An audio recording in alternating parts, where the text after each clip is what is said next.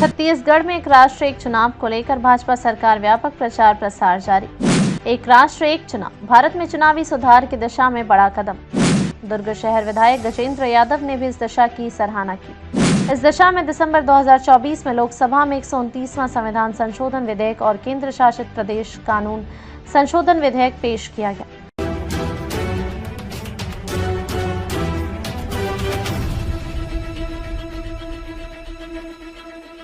भारत में एक राष्ट्र एक चुनाव की अवधारणा ने हाल के वर्षों में व्यापक चर्चा हासिल की है।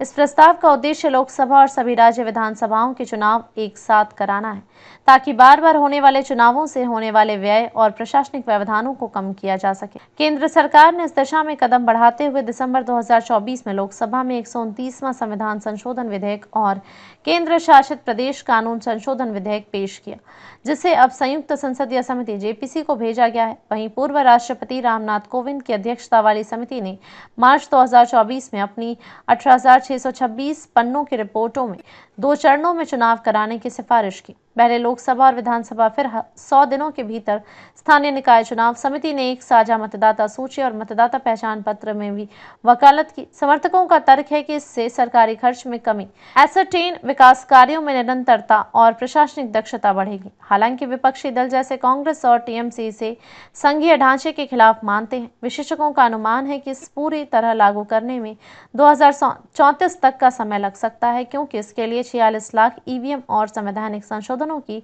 आवश्यकता होगी। यह विधेयक लोकतंत्र को सशक्त बनाने की दिशा में एक महत्वपूर्ण कदम हो सकता है, लेकिन व्यापक सहमति और संसाधनों की उपलब्धता इसकी सफलता की कुंजी होगी। वहीं पूरे भारत देश में भाजपा सरकार द्वारा किए जा रहे इस पहल पर दुर्ग शहर विधायक गजेंद्र यादव ने भी अपनी सराहना देते हुए अपनी प्रतिक्रिया दी। एक देश एक चुनाव माननीय भारत के यशस्वी प्रधानमंत्री श्री नरेंद्र मोदी के एक स्वप्न है, और इस सपने के लिए आज हम सब जानते हैं भारतीय जनता पार्टी की सरकार पंच से लेकर पार्लियामेंट तक हमारी सरकार है। पूरे प्रदेश के सारे निकायों से, सारे नगर पंचायतों से एक प्रस्ताव हम सब लोग भेज रहे हैं कि जो माननीय मोदी जी ने जो मुहिम जो देश के सामने रखा, एक राष्ट्र एक चुनाव, पूरा देश उनके साथ खड़ा है। और हम चाहते हैं कि देश में एक समय में ही लोकसभा, विधानसभा, तमाम प्रकार चुनाव एक साथ हो। हम लोग देखते हैं कि जब चुनाव था 2019 का लोकसभा का चुनाव, उसमें 80 अरब रुपए उस चुनाव में लगे, और अभी इस बार के जो चुनाव हुए उसमें 1.40 लाख अरब रुपए देश का लगा। लगातार जनसंख्या बढ़ रही है, समय के साथ साथ चुनाव खर्चे भी बढ़ रहे हैं। अगर एक समय में एक साथ चुनाव अगर होंगे तो लगभग 4 अरब रुपए की राशि इस देश की बचेगी।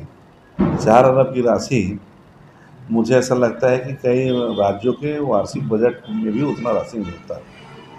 ये जो पैसे जो अनावश्यक खर्च होते हैं वो कहीं ना कहीं देश हित में काम आएगा, इंफ्रास्ट्रक्चर के रूप में, सेना के रूप में, सुरक्षा के रूप में, या शिक्षा के रूप में, या मेडिकल सेवाओं के रूप में, कहीं ना कहीं जनहित कल्याणकारी योजनाओं में उपयोग में आएगा। माननीय मोदी जी ने जो लक्ष्य रखा है देश के सामने, आज हम विश्व की तीसरी बड़ी आर्थिक शक्ति हैं।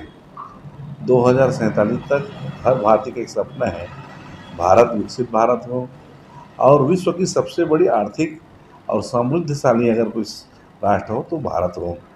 उसके लिए हमको चाहिए कि जो देश में अनावश्यक जो राशि, बड़ी राशि जो जाती है, उसको खर्च में हम कटौती कर सकें। धनराशि के साथ साथ जन राशि बहुत लगता है, कहीं ना कहीं व्यवस्था चरमरा जाती है।